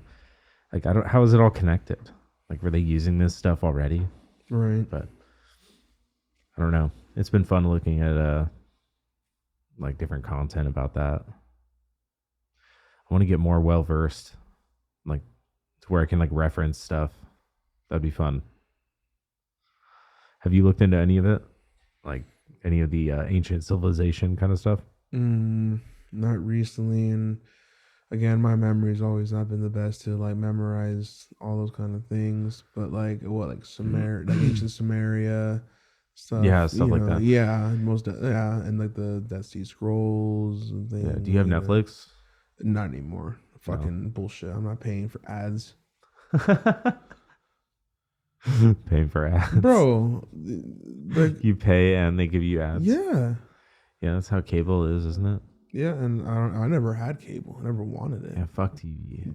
I really do feel that way, man. Like all I really care about. I mean, I guess I can't say that because I do like watching movies and things, you know. But Yeah. like, man, $17 a month or whatever it is now, and then all of a sudden you have like multiple little like 35-second breaks in between the movie or series, you know, and it's like, why are you paying for it? Just for like the specific content, I guess, but like, I don't want commercials. That Yeah. was my favorite part of it. It's like that's why you pay for Spotify. You don't Yeah. want the That's why it's better than TV. yeah. You know, it's like I'm so used to not watching commercials. I don't know. I might have the version where it doesn't have commercials. I'm happy for you. Yeah, I 'cause, think I have that one. I don't remember commercials, but I mean, know Hulu has commercials. I first took it. I first got out of the subscription because I just couldn't afford it starting off in the barbershop because money was just not consistent. I get it. There's a lot to pay for nowadays. Oh, like every little dollar counts now, man. Yeah, Like, and there's just can't- more and more shit that seems like you have to have. You know, like fucking cell phone bill, internet, like all this kind of shit. Growing up, actually, literally be like, yeah, like I never thought I would be the one installing the cabinets. You know what I mean? Like it's definitely a hard transition to see that now. Like I am like the homeowner and I have to fix whatever. Yeah, you know, and like I've always helped that at the house. I've always been the person that helped. But now I'm the person that just has to do it.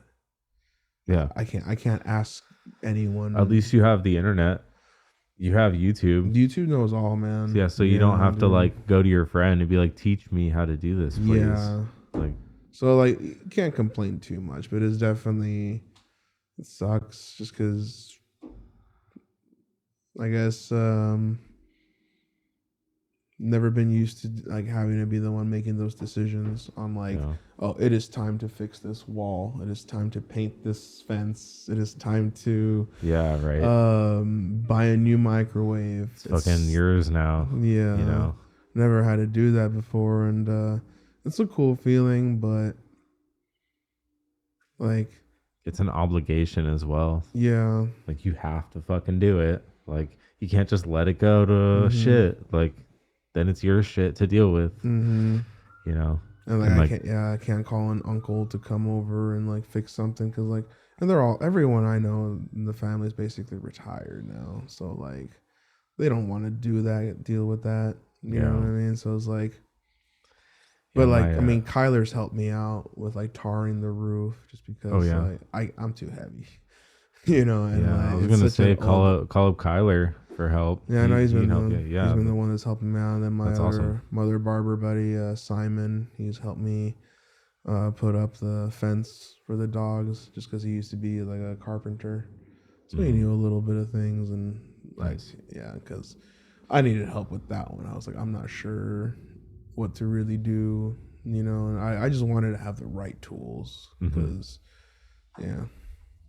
yeah, for sure. Like it helps to just know people that at least have the tools. But because like going in, I mean, I guess you could go rent tools, but that takes I rented a drain snake or like whatever they're called. And I snap them sometimes. Like I don't know, but like I really fucking doubt that people at Home Depot actually take the chain or like the snake out and actually like wash it off so it doesn't rust and let it dry and then put it back in.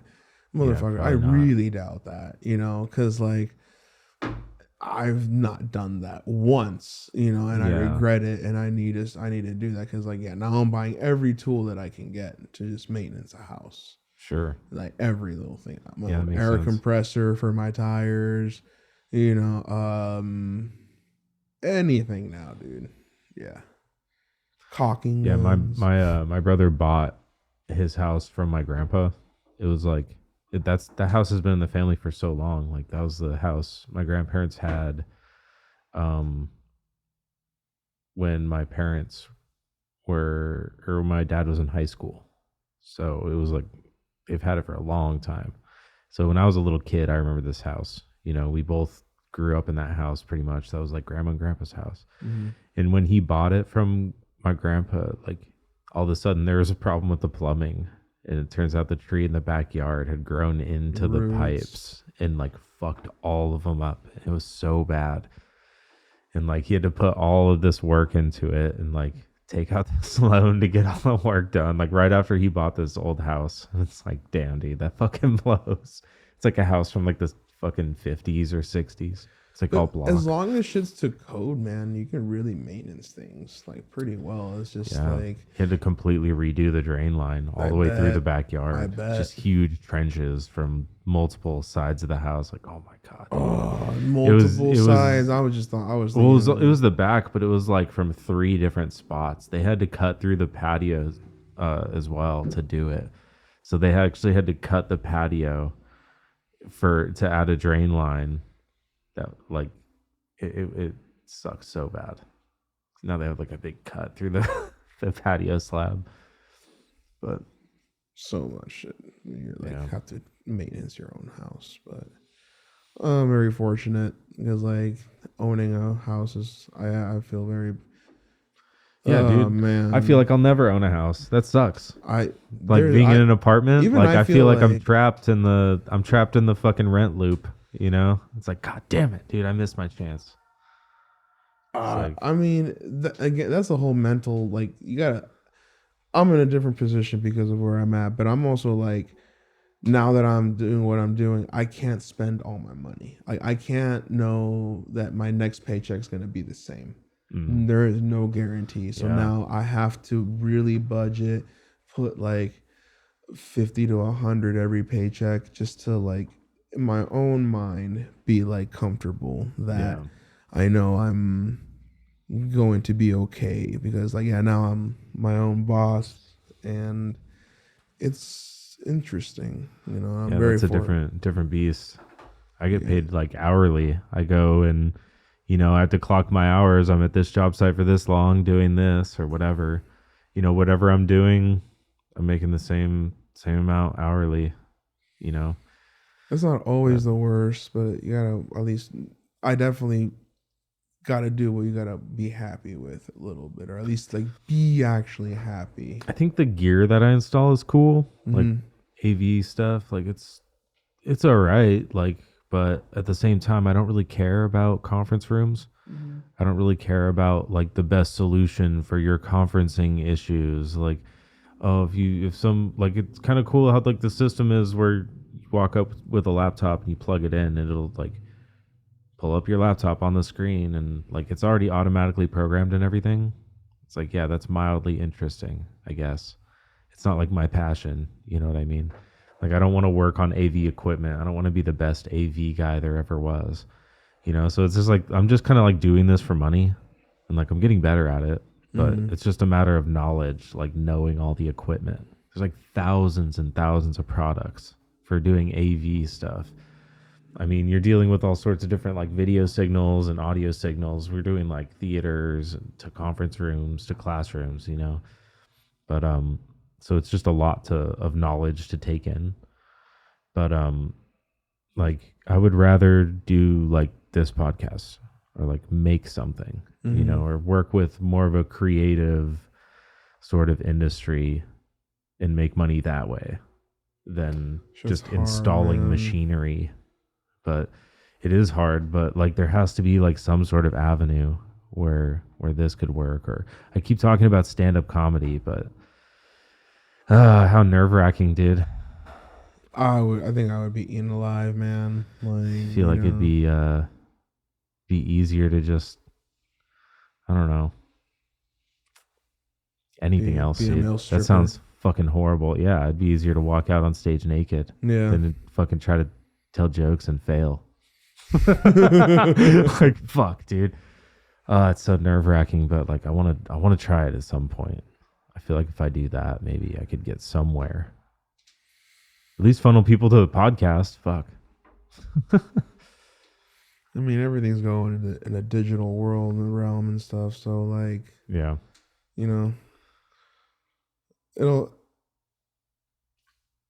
it's really a matter of how hard you push, man. Because like, for instance, again, going back to like, because this has taught me, even as a massage therapist, I never went out and promoted that that's what I did. Yeah. But now as a barber, I bought a printer, and I'm printing out flyers and cutting them every fucking day. And Monday, Tuesday, Wednesdays are my slower days. I go out and fly for an hour, just to like some way, somehow. And it pays off a little bit, and it's picking up. Do people come in from the flyers? Mm-hmm. Like, that's cool. Yeah, I've been very lucky that it's worked. At least maybe like 5 people, out of the thousands I've already put out. That's what it takes, I guess. Because like I hosted that. I don't even know what to really call it, but it was an event that it was just like with some food trucks and artists and at the barbershop, and the Day Tripper boys went and did their DJ sets, and then I had 2 Trains. Yeah. And then Wax Luster. Yeah. And oh man, I'm so bad with that. I follow them though. I know I'm listening to their music. It'll come back to me. I forget the name. But they helped me out. They went and played their sets along with Southern Gate and Billy Rue's other project with Dirty. Yeah. And it was really awesome, dude. And I kind of forgot what I was trying to get with this. So I flyered a lot for this event, right? And I bought 600 little mini or combs, and I had at least 600 flyers as well. And I stapled the comb to each flyer, and I went around the neighborhood and I put it on people's mailboxes. Just so they can see where the barber shop is at, that there's a huge car event, and and here's a free comb. Sure. And the turnout wasn't the best. I think I could have done a little more, because like 600 flyers is not enough for a neighborhood.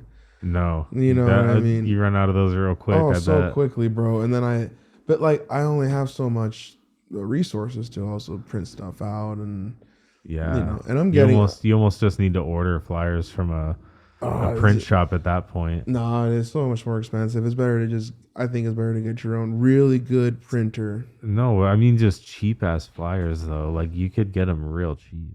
Like, oh, I know. To get a like 2,000 little flyers, like that's probably pretty fucking cheap to get 2,000 of them. Because I also really learned now that your marketing matters with like what it looks like. Because if it's a flimsy ass piece of paper that's not gonna look interesting or anything with but you colors. got the comb, dude. You got the comb though. Yeah, but still, it wasn't enough, man. Clearly. Yeah. It's got to be like one of the show flyers. Yes, pretty much dude. like cardstock. It needs to be color. like gloss. Yeah. And just looking interesting. It can't just be like, oh, it's just some paper. On receipt paper. Oh yeah, dude. And it's so hard to like. It's so hard because right now I finally got like cardstock, and I'm using that. At least it's like a harder material that I can slip into people's like windshields, or like their driver's side, and I don't have to. The less I touch their car, the better, Yeah, right. Yeah. I always debate about that with my business cards for things beyond sound. I'll see a car that has a bunch of metal stickers on it. I'll be like, oh, should I stick a card in their window? Or my buddy has taught me that you have to be annoying. You have to mark. You have to push yourself. No one else is gonna hear you if you're not. Well, I talk about it. I shamelessly talk about it all the time. But it's not enough. Like you're talking about it, but talking only gets so far. You have to leave the card. Like, bro, in Archenaut, I try to. I ran out. I need to get more. That's good. Like that's really good. I've ran out like twice. I need to get more cards. It's just hard too, because like for me it sucks because. Yeah, you give out those cards and sometimes they just throw them away right away, bro. I have return customers that told me that they lost a card like twice or 3 times already. Yeah. So like it's just a thing, like if you think about it, this is what I started doing too. I actually hopped on that Popple bandwagon where you can scan this with your phone and you get all my social media stuff. Nice. That's cool. So yeah, you literally just put your phone over it. And it takes you to all my sites like Instagram, Facebook, my Square app to be able to make my book your appointment for your haircut. I even had my music on here, so people can just go to Spotify and it'll Nice, that's show cool. Archenaut shit. You know, that was so. I don't know. I guess for me, I'm trying to incorporate my work life with my life in a way. You know, that would be a good idea for my podcast, because most people are like, "Oh, what's your podcast called?" And I have to like tell them like, "Oh, it's Things Beyond Sound." it's only and like they're like, it's like $7 a card, dude. "Yeah, Like it's, and I have like the free basic version of it. I'm not gonna. I don't go for pro because like I don't want to pay monthly things. I just wanted to buy it once, and it's just to give out my business card. Like for instance, if I don't have it on me and someone's like, I'm looking for a barber, it just so happens to be talking about it, or if I go up to you and just be like, I ask you like, hey man, do you have a barber? You know, and if not, I just put my card out and they scan it. if you asked me that, I'd be offended." She's like, "Absolutely not. Oh, and then Of course I don't have a barber." yeah, and I'd be like, oh, bro, the first thing I would talk to you, if I didn't know you, the first thing I would talk to you about, my friend, I'd be like, your hair is great, but your beard, we need to line it up. Yeah, obviously. That's it, you know? Totally fucking caveman right here. Mm-hmm. That'd be the only thing, you know what I mean? Because, like, yeah, dude, I think the hair is freaking solid, but I don't know. I guess you got to not care so much about what people would think about you that way. Yeah. What I just need my neck lined up, dude. A neck and my fucking under my beard pretty much. Come on now, dude. Yeah. Yeah, well, it's really not that far. But I guess it's kind of closer to my parents' house. But yeah, it's not a bad area. I'll go down and get a little trim. For sure, man. Yeah, I haven't I've never actually been down there. I've never seen the shop. So yeah, I think check it out. Derek from Phage, he was coming around for a little while, and I cut his hair, but he lives like in Surprise, so like, nah, man, that's a drive. He told me about it. Oh, dude, what a solid guy! Like, I love the Hernandez brothers, man. Like all the guys in the community, dude. It's the only thing that I feel bad about, that my social anxiety or my own just thoughts of how, or just my own feelings of things, man. I don't know. I didn't want to talk too much about music stuff, you know, but it's like the music scenes, or what the fuck else, you know, and what on this podcast? Right. Talk about the music stuff? Right. Barely. But that's where I'm already feeling better about it in a sense, because like yeah, future's nice thing to look forward to now. Yeah, that's good. I'm glad to hear you guys are working on something. Just to like, you know, it's good to hear that it's coming along rather than just I don't know.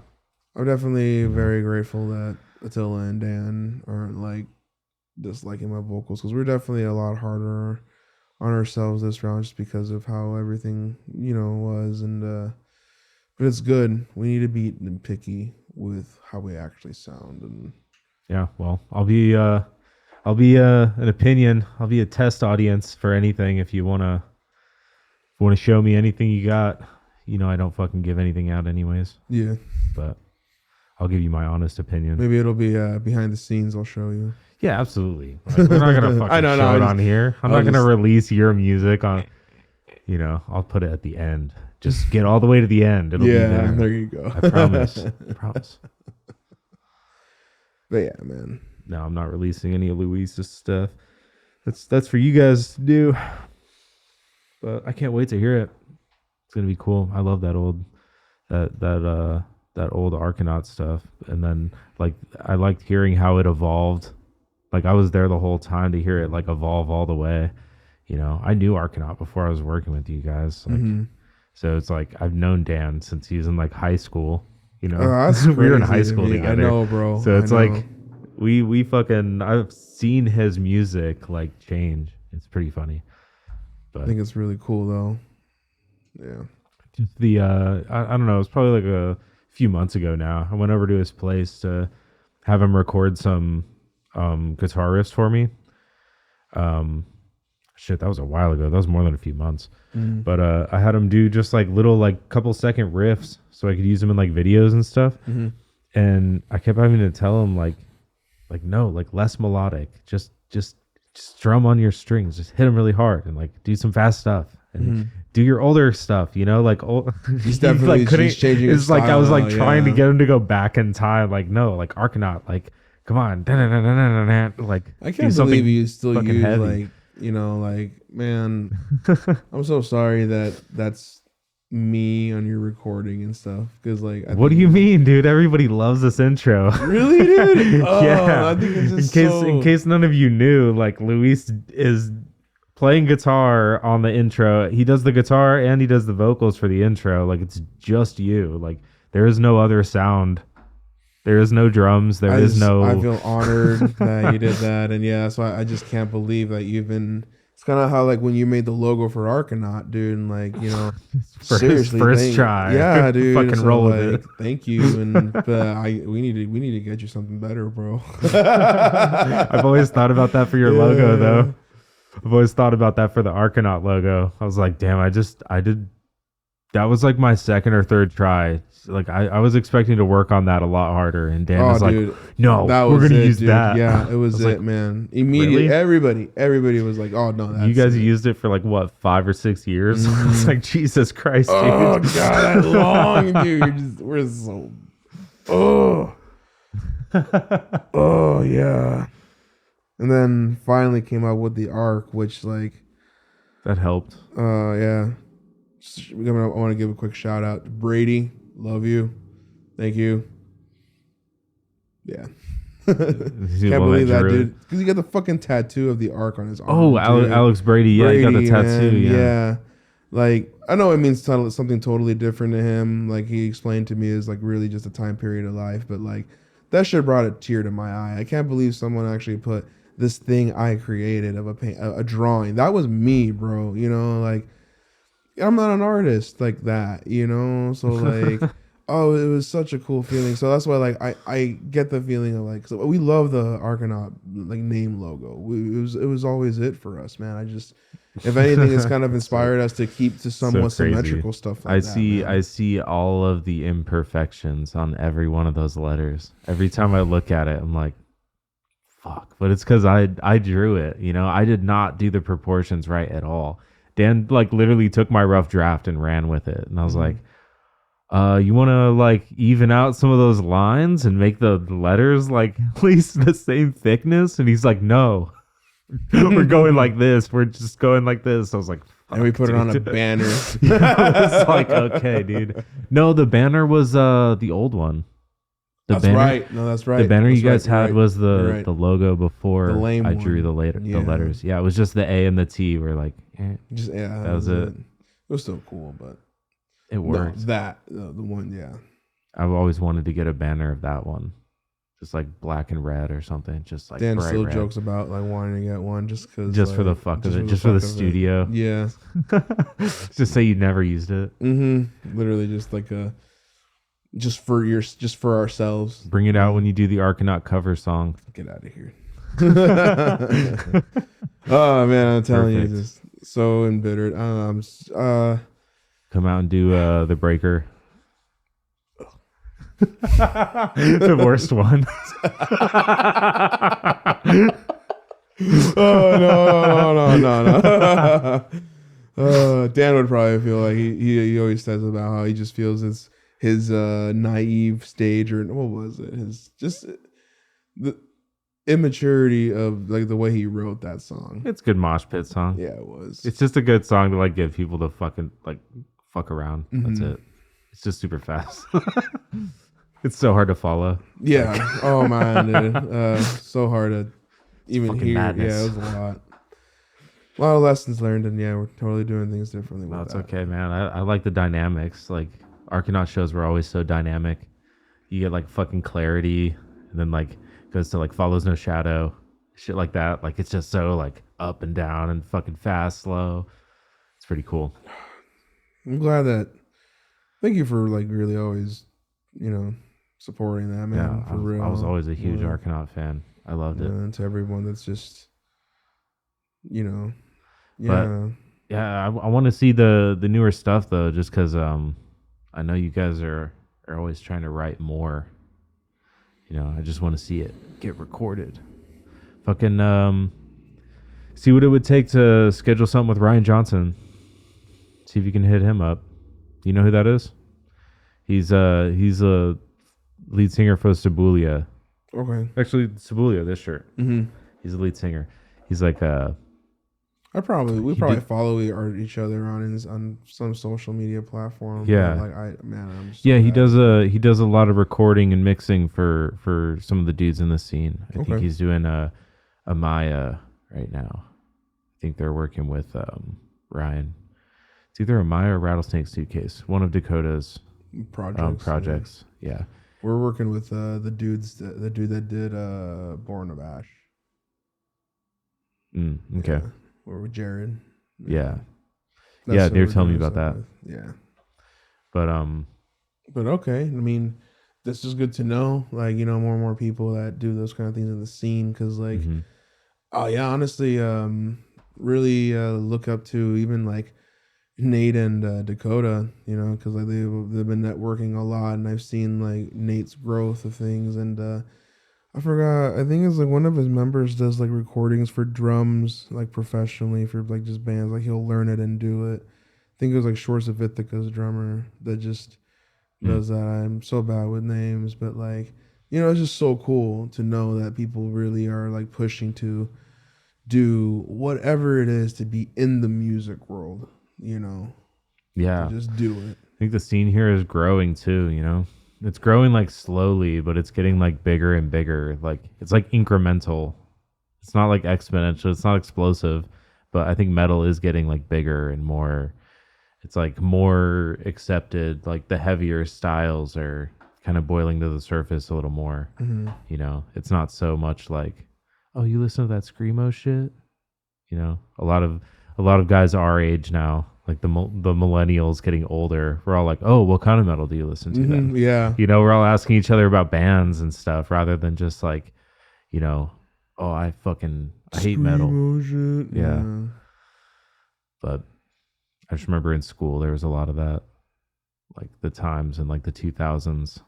If you couldn't understand the lyrics, it was fucking not worth. Yeah. Yeah. Fucking Mike Swain is like the hardcore whisperer. He can literally understand every band that. Oh my god! Whoa! What happened? Your cat jumped up and slipped on something. It fell. Yeah. Yeah, those cats are clumsy, dude. But yeah, like that's why I would always ask questions like, "What is he saying?" And he would just, "My impending doom."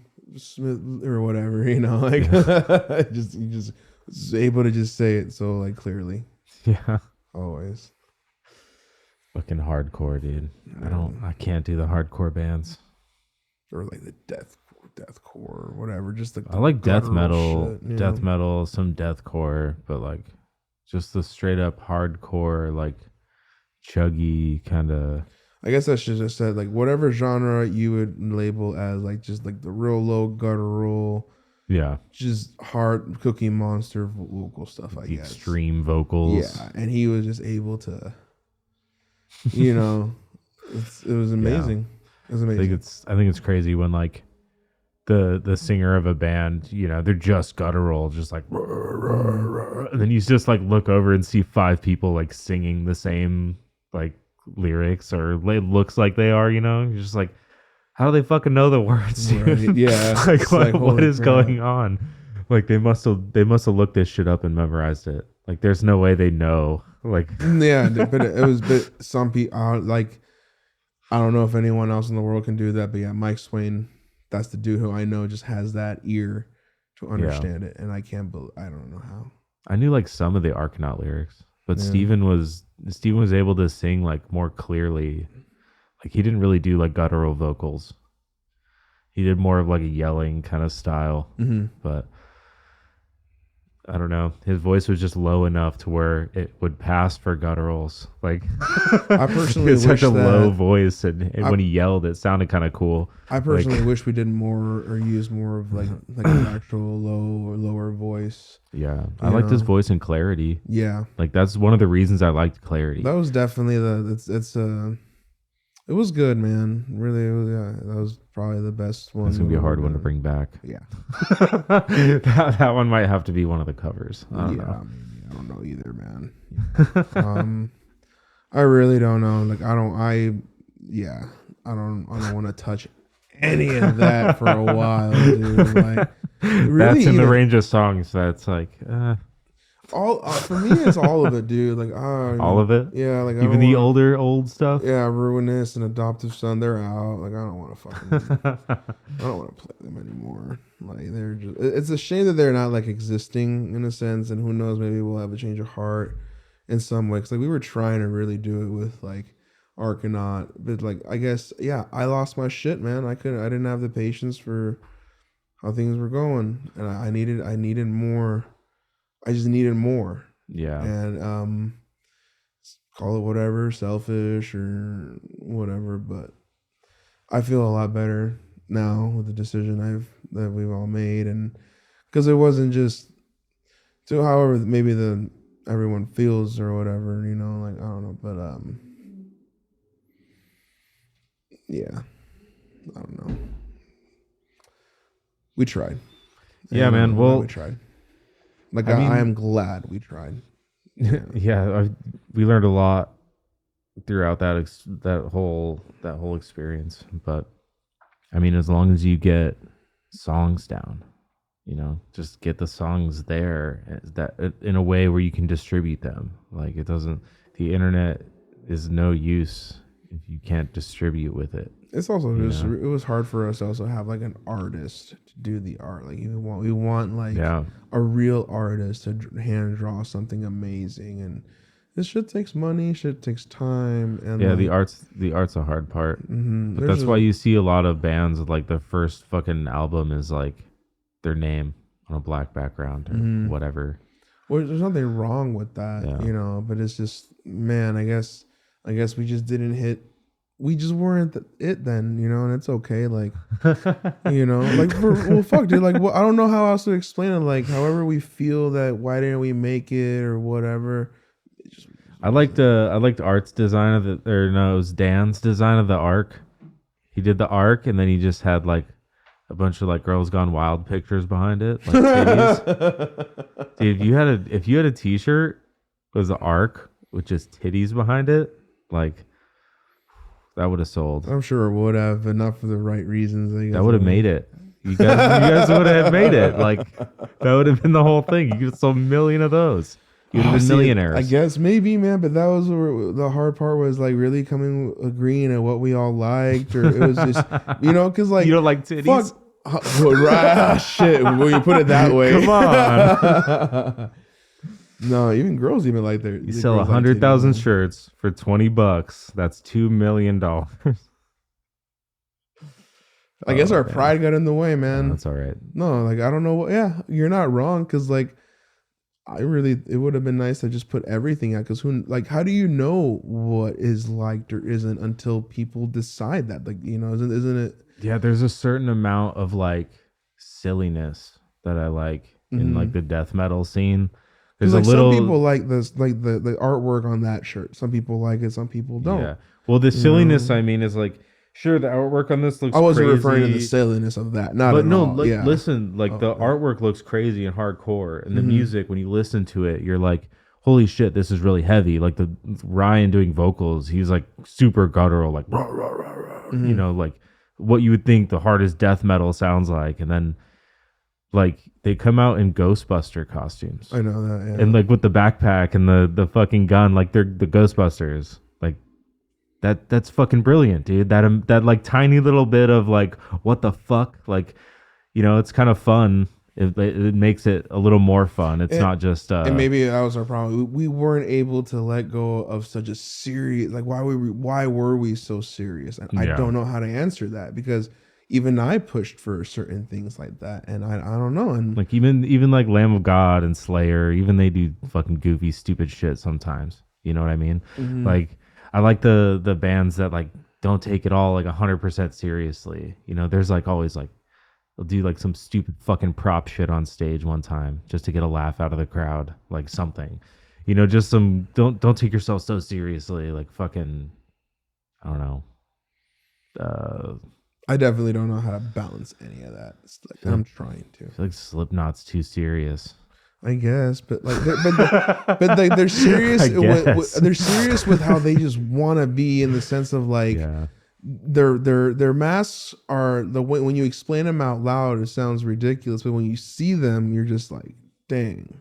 It's a piece of art. They're unique. Definitely. They're unique, Yes. I guess. They I got can't their talk own too way. much shit because Not at all, dude, there's no. nothing else like Slipknot out there. Well, that's the just whole not the debate up biggest before fan. them or whatever, or Mushroom Head and all that Mushroom argument Head. thing. But like, Not because a there's fan a lot of Mushroom Head. bands out there that do the mask or face paint, and like, I don't know, you don't want to like, they're their own thing, you know.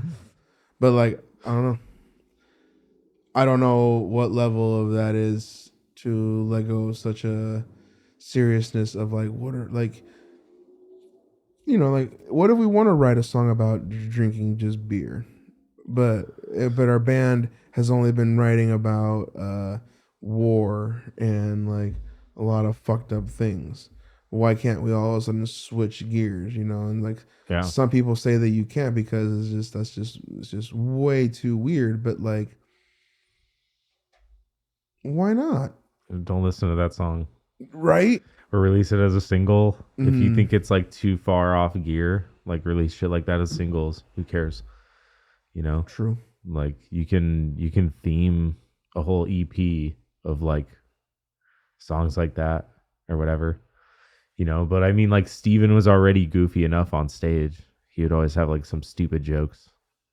Like when he would fuck up, he would make fun of himself. Like stuff like that. Like you could have a t-shirt that was like goofy as hell next to all the other t-shirts that are serious. Something like that. It'd be like, No, I agree, man. Because like at one point we were even in a project called Sledge.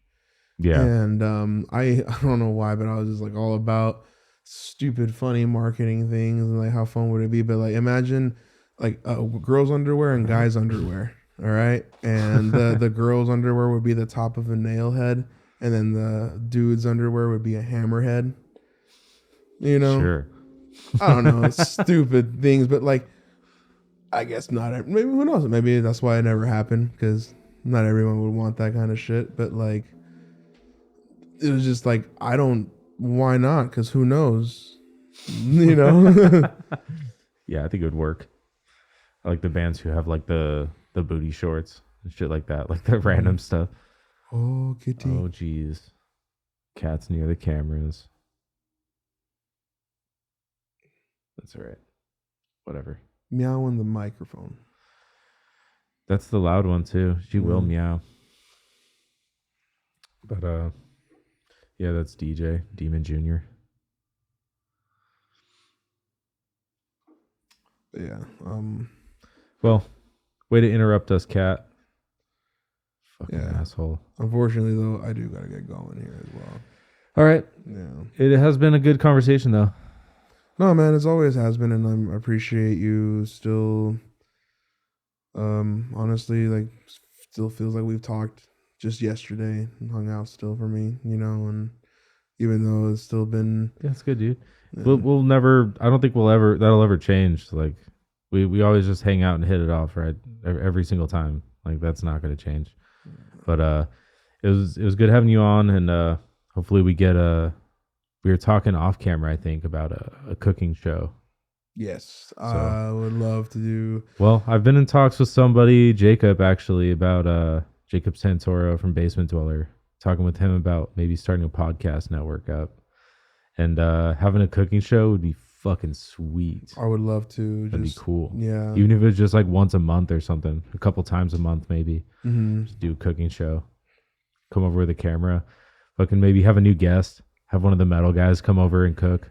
Like, man, I would love that'd to be just, sweet. yeah, because I mean, it'd be cool to just hang out with like everyone and actually get to know them, and then have a feast. What other better way do you really get to know like each, Yeah, it'd be and perfect. share bread, man, So yeah, but yeah. Thank you for having me, bro. Yeah, absolutely. All right. Till next time, dude. Until next time.